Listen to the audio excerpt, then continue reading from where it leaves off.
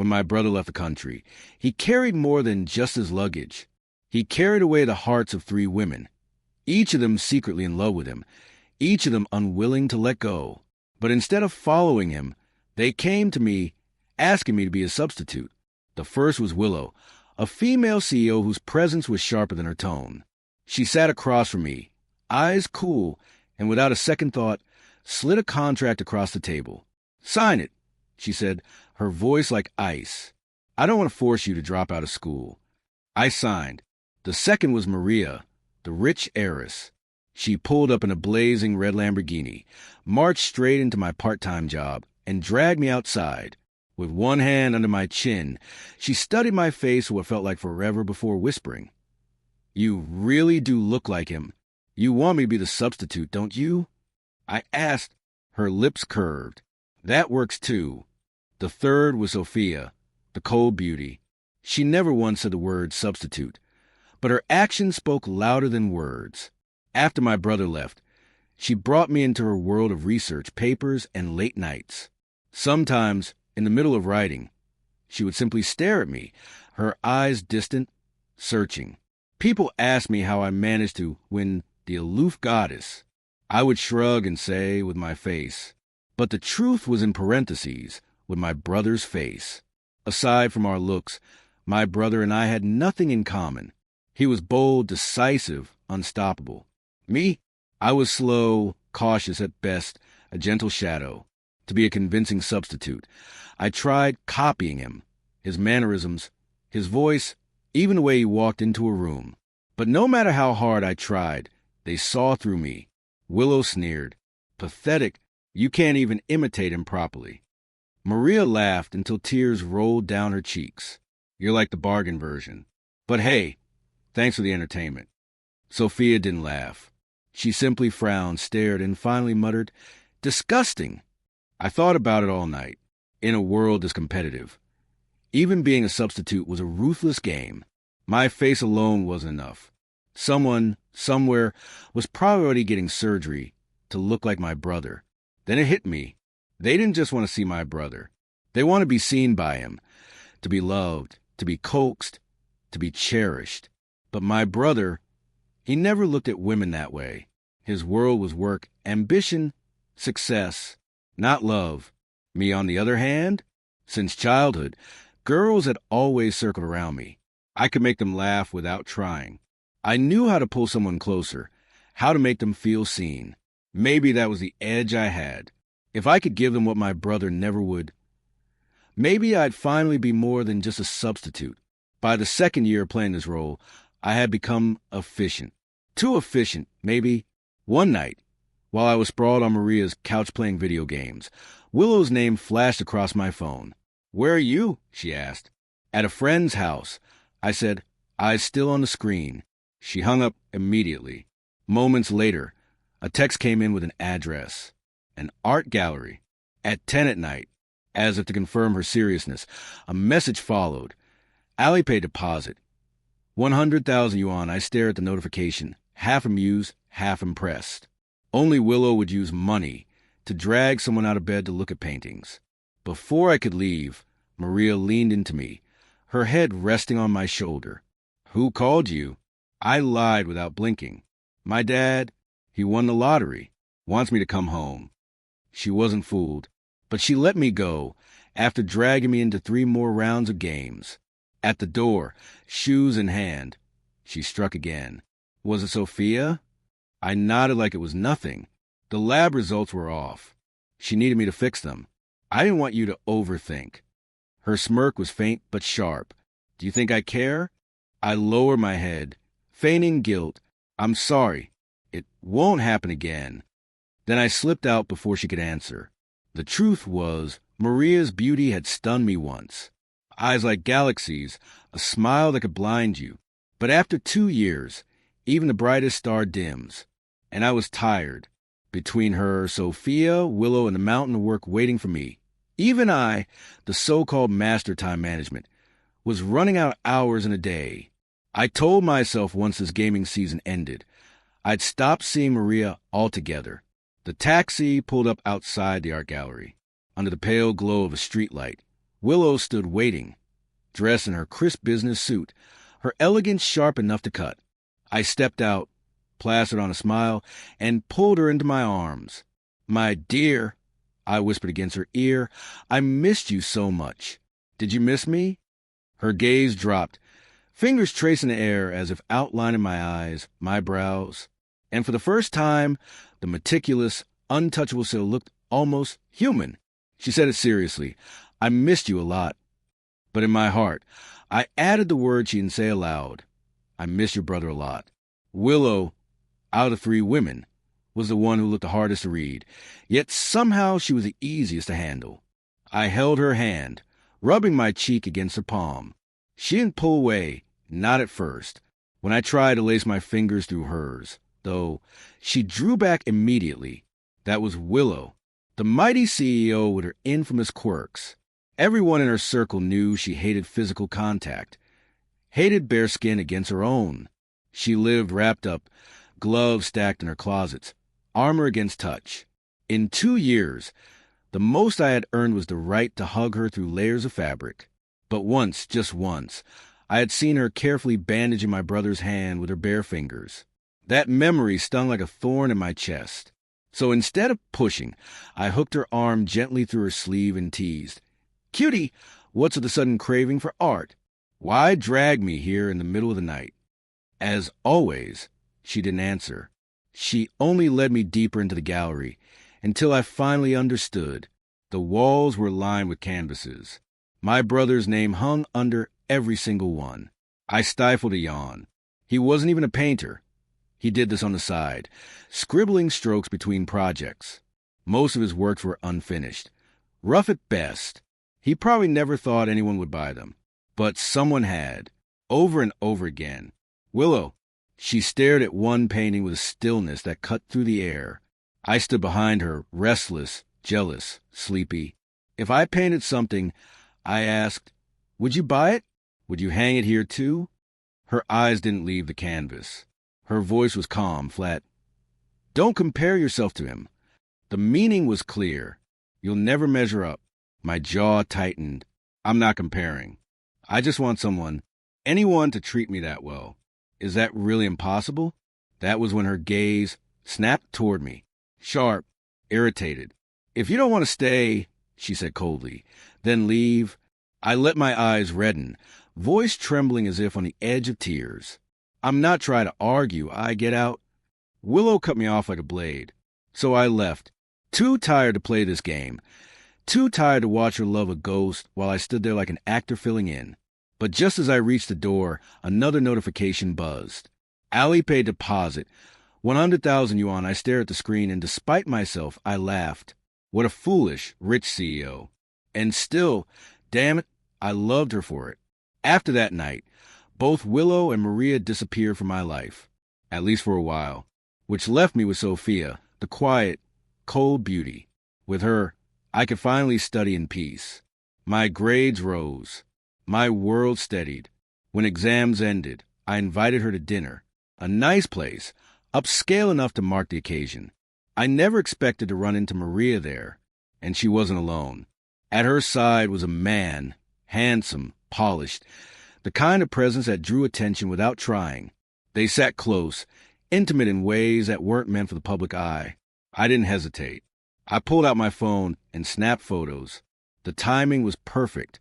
Gaming season was over, my rank secured, and I had been struggling to find the right excuse to end things with Maria. Now fate had handed me one on a silver platter. Later that night, I showed her the photos. She lounged lazily on her sofa, studying them with a smirk tugging at her lips. "You can run to Sophia," she said coolly, "but I can't be with someone else." That was when it hit me. She wasn't angry. She wasn't hurt. She wasn't anything, because Maria never cared. It wasn't about pride or games. If I didn't matter, then my leaving didn't either.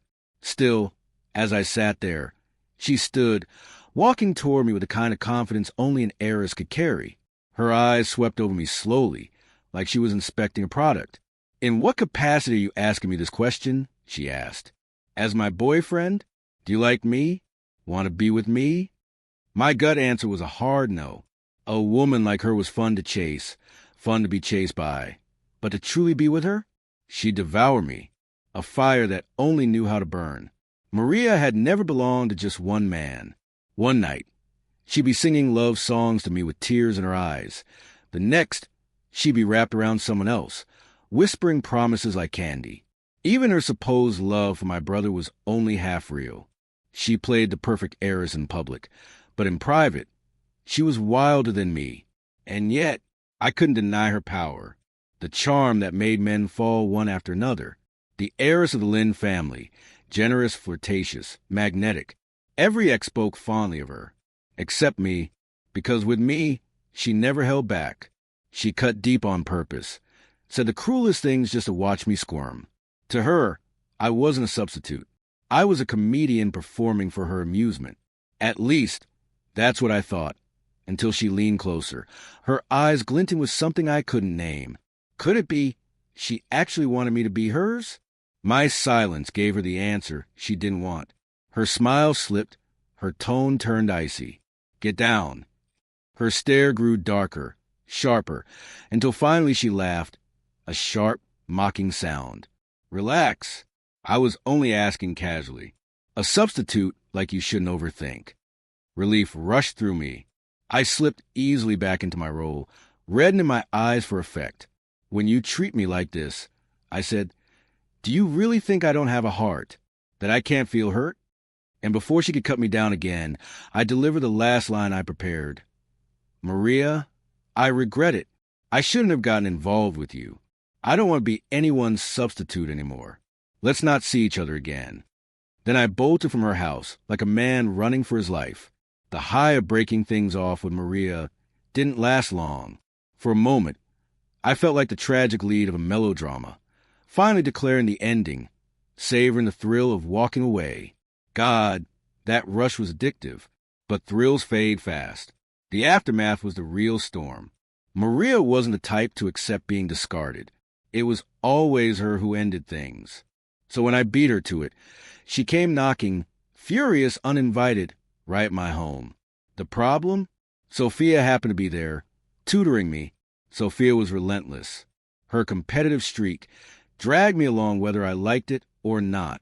At first, I only let her near because she was a free, top-level tutor who could explain what I never understood. But her seriousness made it impossible for me to slack off without guilt. And no, she wasn't doing this out of kindness. She was proud, almost arrogant. I'd heard the stories, how she once reduced her own advisor to tears, how she had no patience for mediocrity. To her, weak included me and every other average soul. And yet, for me, she made an exception. She tolerated my endless questions, praised me for talent I wasn't even sure I had, and pushed me further than I'd ever gone. Not for me, of course, but for my brother. She wanted his reputation untouched. And still, I couldn't deny her brilliance. 2 years under her guidance, and I had secured the top spot, even earned a guaranteed path into graduate school. But brilliance had a dangerous warmth. When she looked at me too long, I'd tilt my face to catch the light at the same angle as my brother.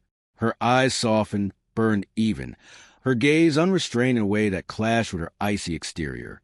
That silence shattered with a violent pounding on the door. Heavy, furious. Maria. Sophia lifted her head. Who is it? I forced a smile. Probably a neighbor, maybe a parking issue. When she moved to follow, I pressed her back gently. Stay. I'll handle it. The moment I opened the door, Maria stormed in, face twisted with anger. Took you long enough. Who's inside? Afraid I'll see? Like a wolf on patrol, she shoved past me. And right then, Sophia stepped out from the bedroom. Their eyes locked, and Maria's laughter turned bitter. I shrank back as the tension crackled. Sophia immediately pulled me behind her, her voice steady and sharp. Maria, is this your idea of manners? Breaking into someone else's home? Maria's patience snapped. She grabbed for me, but Sophia blocked her. Snatching Sophia's wrist, Maria hissed, I'm here for my boyfriend. What's it to you? Sophia turned to me. Do you like her? Her timing was brutal. My instinct was to smile bitterly, but then it hit me. I didn't owe Maria anything anymore.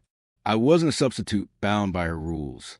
So I bit my lip, leaned timidly behind Sophia, and whispered, I don't know her. She's making it up. Maria's eyes flared red with rage. George, come out. Let's talk properly. But there was no way, not with Sophia here. Maria would never risk exposing the ugly truth of substitutes. And Sophia, for all her sharpness, had never once asked me to be one. She played clean, untouchable, so I stood taller, forced righteousness into my voice. There's nothing to talk about. Then I tugged at Sophia's sleeve, my voice trembling just enough. Sister Sophia, she's so scared, should we call the police? Maria's face turned darker than night. She spat the words out like venom. Good, good, good. Then, glaring at me with fire in her eyes, she snarled, Scumbag, you said I was the only one. You said you loved me. Was that all a lie? I blinked, feigning confusion. Why are you angry?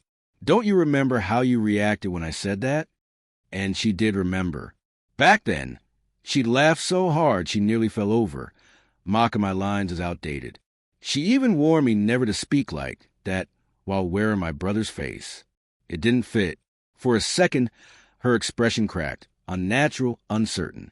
I seized it, puffed myself up with fake courage before retreating again behind Sophia.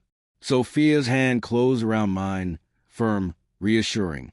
She stood tall, her eyes like blades. Please leave. And then my phone rang. Both women glanced down. On the screen, one word glowed. Willow. Panic hit me. I fumbled, tried to hang up, but my thumb betrayed me. The line connected. I'm downstairs, Willow's husky voice said. Come out. Then she hung up. The words were quiet, but in my ears they roared like thunder. I froze. 2 women in front of me, another waiting below. My entire world collapsing into chaos. But there was one sliver of hope. Willow's voice was thick, congested, weary. Maybe they hadn't recognized it. Heart racing, I shoved the phone into my pocket, threw on Panic like a costume, and grabbed my bag. What's wrong? Maria blocked me again. Why so urgent? My dad, I blurted, eyes reddening on command. He's in trouble. He needs me. Her fury melted instantly. Don't cry. I'll go with you. No, just move. Maria refused to budge. Desperate, I looked at Sophia. My eyes begged her to intervene. For a long second, her cold gaze studied me. Then, finally, she stepped forward, catching Maria's arm and holding her back. I didn't know if she had seen Willow's name flash across my screen. But her choice to cover for me said it all. This was something she let me face alone.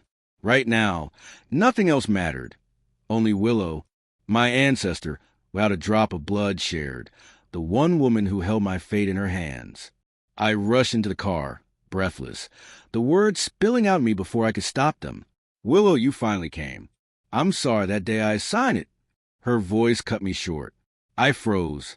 Willow's eyes were shut, her long lashes trembling against the faint bluish shadows beneath them. She looked fragile, drained, like exhaustion itself had hollowed her out. My gaze dropped to the papers at her side. A contract. If I signed, I'd walk away with 2 downtown apartments, 3 luxury cars, and a blank check. A blank check. Write whatever number I wanted. My throat tightened, my voice barely a whisper. Willow, what is this? She finally lifted her gaze. Her tone was flat, emotionless. Luis is coming back next month. It's time to settle accounts. For a moment, I thought I might cry, not out of sadness, out of excitement. I was inexperienced. After all, my childhood had been chaos. Kidnapped by traffickers when I was young, I wasn't brought back to the Wong family until 16. From the start, I never fit. Not smart, not exceptional, always embarrassing myself. I clawed my way into the country's best university just to earn their approval, but my major was the worst, so they weren't impressed. My brother, though, he was perfect, guaranteed admission, top scorer in the country. Whatever he touched turned to gold. The only thing I ever managed to beat him at was dating. And when I overheard my parents plotting to marry me off, 10 years younger, to a woman I'd never met. For a business deal, I ran. That same night, I vanished from their house. They called, begged, demanded I return. But after enough refusals, they stopped. Only my brother fought for me. He came in my shabby apartment, furious at them, and left me a bank card. I never touched it, because everything given comes with a price. Something owed, and I couldn't afford more debt. But God, I wanted money. I wanted a home. Nothing grand, just a modest place where I could curl up after work and sleep without fear of eviction. I thought I'd spend half my life chasing that dream. And then Willow. Tears stung my eyes as I looked at her, my voice trembling. Really, it's all over? She didn't answer. Didn't even look at me. Maybe too tired. Maybe unwilling. Maybe both. I should have hesitated. Should have resisted. But temptation was too heavy, too blinding. My hand moved on its own, signing fast, like I'd been waiting for this moment all along. That's when it hit me. If she gave me this much, there had to be an ending, a clean one. Clutching the contract until it crumpled in my grip, I forced a bitter smile.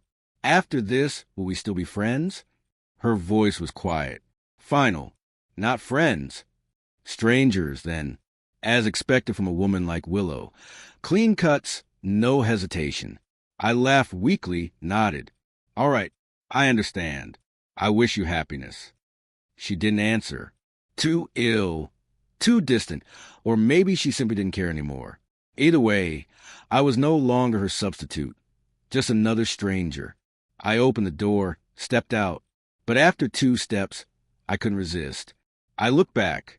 That day, she had clenched a cigarette between her teeth, threatening me into becoming my brother's shadow.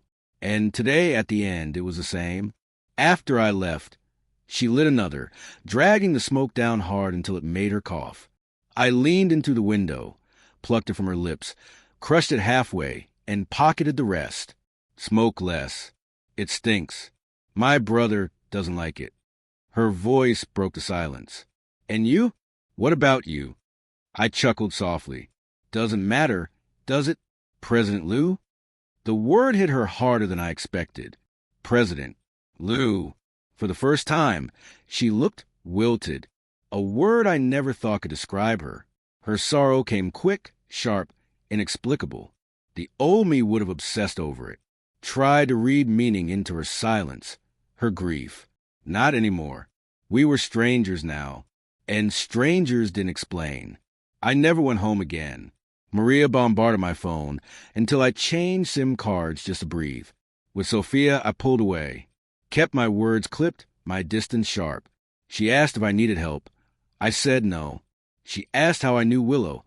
I told her it wasn't her business. After that, she stopped asking altogether. Instead, I started preparing to leave. The school had an exchange program abroad. I'd turned it down before, saving every coin for a house. But now the house was secured. The money was there. And this time, nothing was holding me back. I filed the papers. They passed without issue. The day I flew out was the same day my brother flew back in. His flight landed in the morning. Mine in the afternoon. We didn't meet. No goodbyes. I only asked a friend to return his bank card, the one I'd never touched. I didn't tell anyone I was leaving.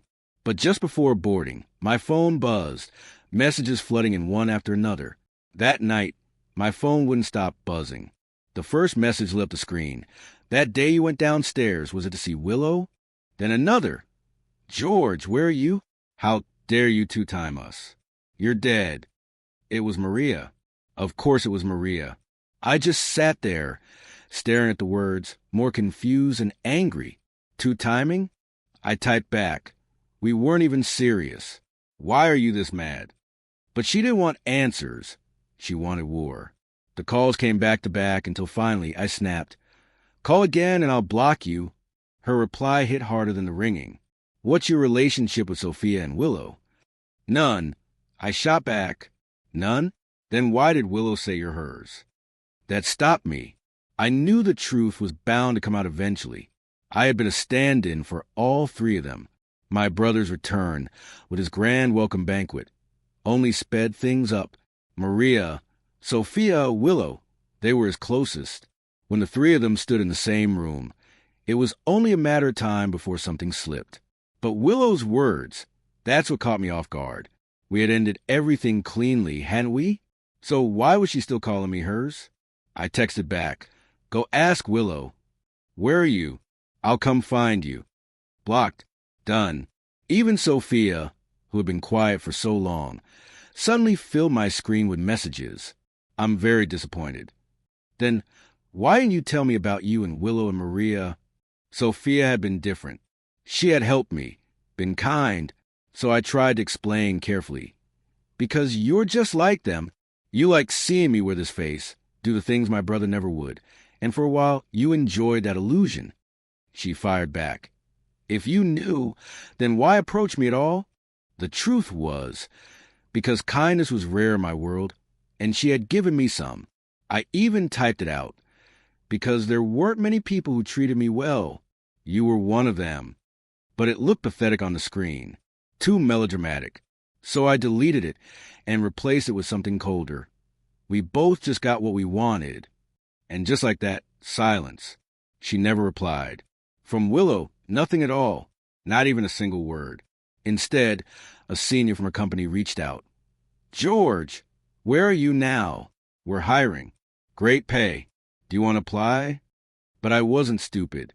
Willow's company was a fortress, impossible to enter without connections. Even with a referral, I'd never stand a chance. This wasn't an opportunity. It was bait. I politely turned him down. He pushed, still pressing, until I finally said, "Senior, the plane's about to take off. I'll talk to you when I land." "Land? Where are you going? Out of province?" he asked. I smiled faintly at the question. Something like that. I said, because to me, crossing countries was no different from crossing provinces. That year abroad wasn't what I imagined. No wild, extravagant life. Just endless nights of study, until my vision blurred and my body fell hollow. I even tried dating, twice. But the moment I confessed my feelings, both of them bolted, looking at me like I was cursed. Later, I found out why. Someone had spread a ridiculous rumor that I was the heir to some mysterious East Asian family, and anyone who dated me would end up shark food. Absurd. And yet, everyone believed it. Defeated, I stopped trying. I poured everything into my work instead. My effort paid off, awards, recognition, projects that mattered. And one of those projects demanded I return home. By then, more than a year had passed. My brother was still around. Whatever anger or betrayal Sophia, Maria, and Willow had once felt toward me, they must have redirected it toward chasing him. Why waste time on me, a substitute, when they had the real thing? Or so I thought. The night I landed, I went straight to a bar. My plan was simple. A drink in hand, maybe some distraction, maybe someone beautiful to forget everything. But as the glass touched the counter, a voice slithered against my ear. "George, long time no see." Maria. She leaned close, one arm on the bar, practically draping over me in a half embrace. Her outfit was daring. Her dress cut deep, a tattoo curling around her pale wrist I'd never seen before. She smiled like danger itself. I didn't flinch, just signaled the bartender for another glass, this time for her. Raised mine, took a slow sip, and said, "Here to have fun too?" Her hand snapped my neck, gripped tight, teeth grinding. "Fun? My ass. Come home with me. I still have scores to settle." I brushed her hand off, my patience thin. "Maria, why play this game? Between us, everything was clean." I said what I had to say. "It's you who couldn't accept it." Before she could argue, I leaned in, smiled like it meant nothing, and added, "And even if we rewind 100 steps, do you really think I'd ever fall for someone like you? It was just fun. That's all." Her fist trembled, her eyes wet but burning red. And still, she forced the words out. "Don't say that, George. It was my fault before. I trampled on your feelings. Just give me one more chance." I laughed softly, leaned close to her ear, and whispered the truth. "You have no chance. Not then, not now. Maria, in those 2 years, I never once had feelings for you. Funny, isn't it? Back when I was a substitute, I gave them my all, learned their habits, their wants, their moods, did everything I could to make them feel seen, and they looked down on me for it. But the moment I walked away, the moment I treated them the way they had always treated me, they came crawling back. And fate, it seemed, wasn't done with me yet, because on this new project, Sophia was there too. Changed, mature, no glasses this time. She looked more radiant than ever. Back in the old days, whenever a project needed funding, professors would drag their students to endless dinner banquets. If Sophia was invited, I always found a way to tag along. She couldn't handle her liquor. One glass and she was already swaying. And the businessmen noticed. They hated her icy, untouchable aura, so they made a game out of it, pressing glass after glass into her hands. I couldn't stand watching it, so I'd intercept, raise my cup, smile, and drink in her place, over and over until I was the one collapsing into a chair, the room spinning. Before long, Sophia's advisor figured it out. Forget her, he thought, and started calling on me instead. Because at those tables, what they needed wasn't brains. It was someone handsome enough, charming enough, and reckless enough to keep up. But after I left, I cut ties completely. Never answered a call, never looked back. Sophia must have trained herself in the meantime, because when I saw her again, she wasn't the same girl. Her words flowed with ease, her smile polished, her glass steady. She downed 3 shots in a row like it was nothing. Good for her, I thought. Everyone learns to survive. Everyone learns to live without everyone else. By the end of the night, deals were signed, the bosses staggered away to their next stop, and it was just the 2 of us left behind. I stood to leave. That's when she grabbed me. I shook her off on instinct. Too sharp, too cold. But when I looked down, her lips were pressed tight, her face pale, one hand clutching her stomach. Her eyes, those almond-shaped eyes, usually so clear and untouchable, were misted with tears. For the first time, the flawless professor looked breakable. Her voice was barely a whisper. "George, help me."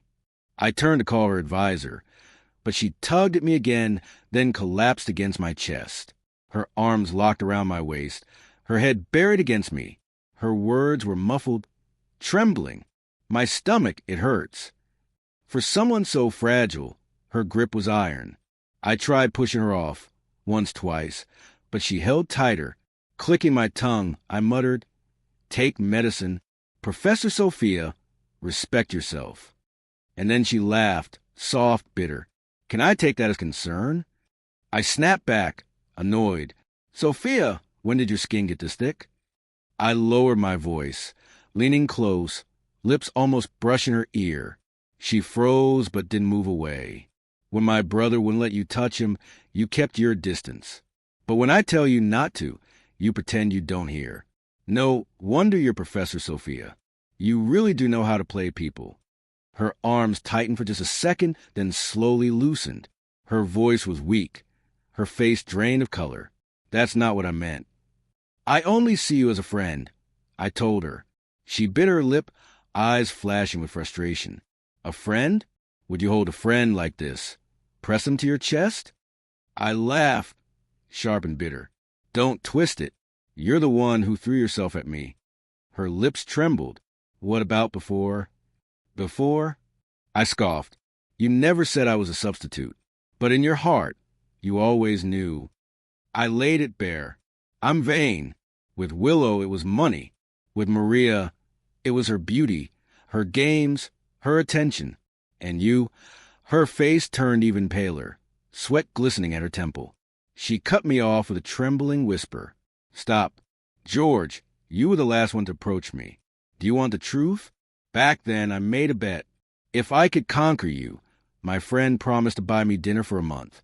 She doubled over, pressing her stomach harder, her voice barely a thread of air. "I understand." Her eyes, usually cold and sharp, met mine, but this time they weren't icy. They were pleading, fragile, begging me not to leave. And still I did. I called someone else to take care of her, then walked away. The truth? There was no bet. I made it up, because it was easier to push her away if she hated me. The irony is, being with her had nothing to do with her reputation, as a campus goddess, or the pride I could gain from standing next to her. My thinking back then was twisted. I had already been a substitute once.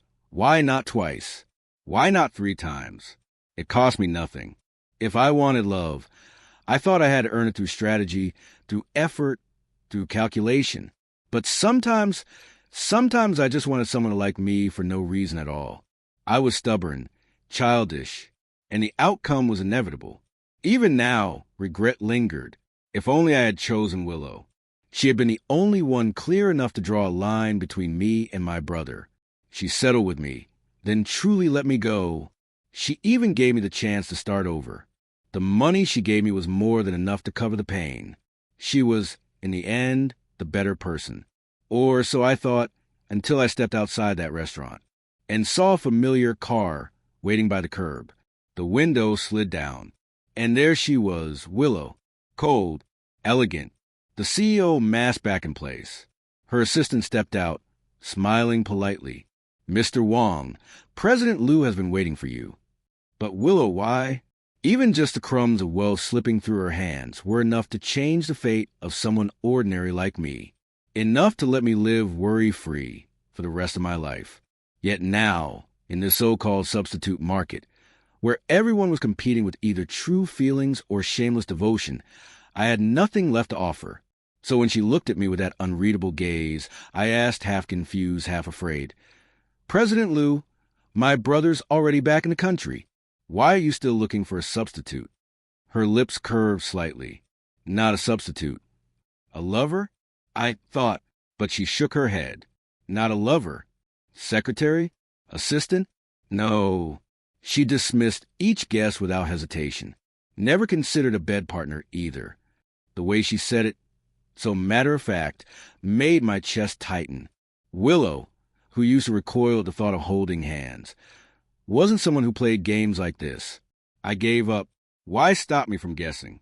Because I can't. Her soft laugh cut through the silence. "Can't guess or don't dare to?" "Don't want to." My voice was flat. I reached for the car door handle. My patience gone. "It was an honor meeting you, President Liu. But since I don't know what you're after and it's late, I'll be leaving. Goodbye." She leaned against the seat, chin propped on her hand, eyes fixed on me with the faintest smile. She said nothing, but that silence, it left a heaviness in the air. And sure enough, the moment I tried to blow off steam later at a bar, security politely asked me to leave. The owner himself came out, bowing an apology. "This is Miss Liu's place." Sorry. I didn't believe it. I tried a few more bars, one after another. Same result. Either Willow owned them, or her friends did. Damn these rich people. Sulking. I grabbed a milk tea and wandered the streets with a buddy. That's when he leaned in and whispered, "Someone's following us." I turned. A sleek car trailed in shadows. Willow. Again. I sent my friend home and marched straight toward her, rapping on the window. She rolled it down. Her face was calm, flawless, expressionless. "What do you want, Willow? Don't you like my brother?" Her answer was a dagger. "The one I like is you. I'm pursuing you." For a moment, my mind went blank. Pursuing me? Had she lost her mind? "Can you just stay away from me? Didn't we already settle this?" Her voice was steady, unwavering. We settled the wrong part. She stepped out of the car, heels clicking against the pavement. Standing before me, she was just tall enough to meet my eyes, but her presence made me feel like I was the one looking up. Her hand lifted, brushing away the strands of hair the wind had blown across my forehead. Her fingertips grazed my ear. I jerked back, but she only smiled, soft and dangerous. "You look like you really want to hit me."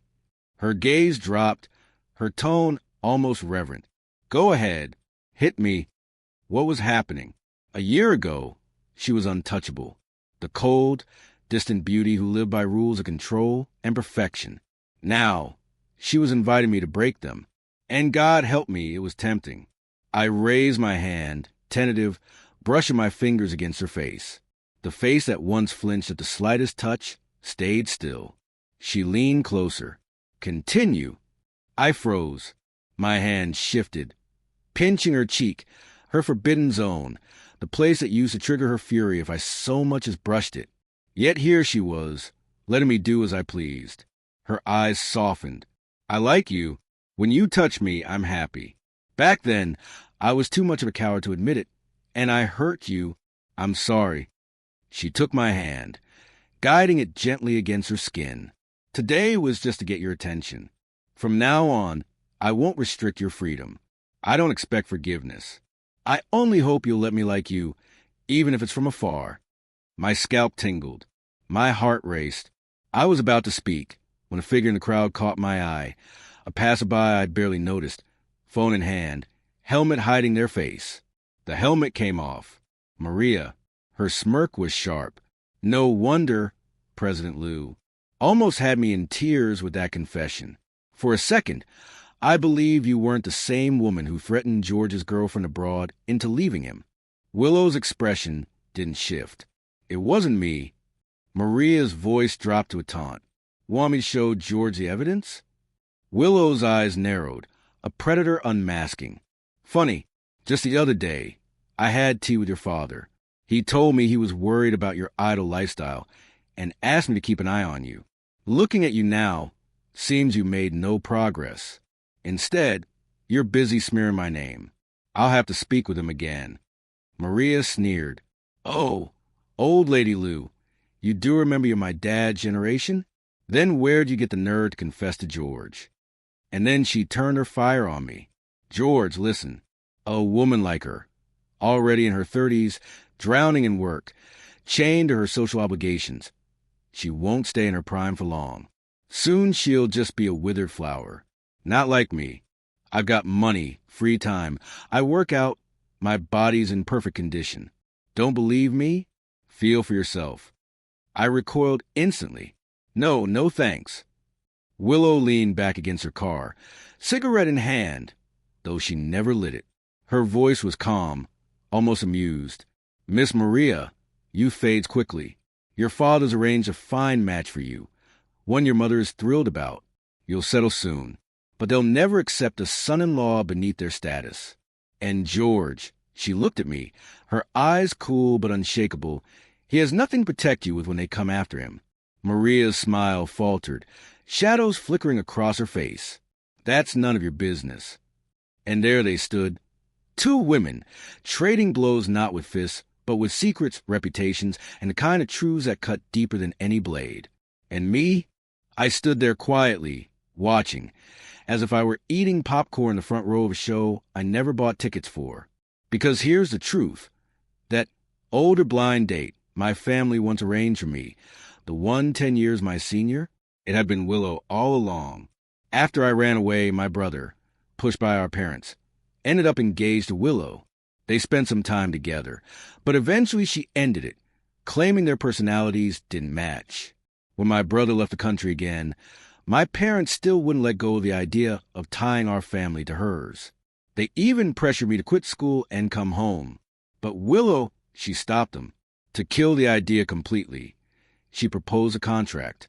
Until my brother returned, she and I would pretend to be lovers. The rules were simple. If either of us started dating someone else, or the moment my brother came back, the act would end immediately. I only half believed her. The way she stared at me, with someone else hidden in her eyes, couldn't be faked. I figured she might have had feelings for my brother all along. But since he didn't want her when they separated, she let herself drift toward me instead, protecting me on the surface, while at the same time earning his gratitude. Maria was simpler. She didn't bother defending her, queen past.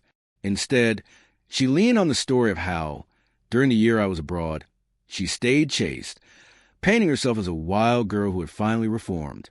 But none of it made sense to me. The more I listened, the more lost I became, until finally I cut them off. What's the point of all this? Both turned to me. I didn't hesitate. Even if I were to date, it wouldn't be either of you. Maria's voice caught. Why? Because it's disgusting. The word landed heavy. Their faces shifted. I softened my tone, but I didn't take it back. I don't mean it as blame. Back then, I was young and stupid. I did things I shouldn't have. But the truth is, I never loved you.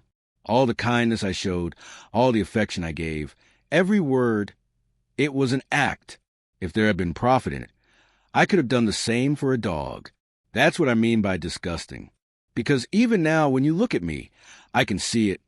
You're not seeing me. You're seeing my brother's shadow. And that I can't stand. I paused, letting the silence drag. I've seen the worst sides of both of you. I can't just erase that with a few sweet words. I can't forget. Willow's cigarette snapped her fingers, crushed into ash.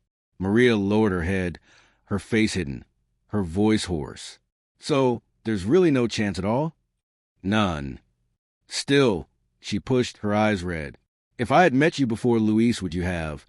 I cut her off. Don't throw me into what-ifs. Even if you had the answer, it wouldn't change the present. George, she whispered. But I only checked the time and smiled politely. I think I've made myself clear. From now on, we're just ordinary friends.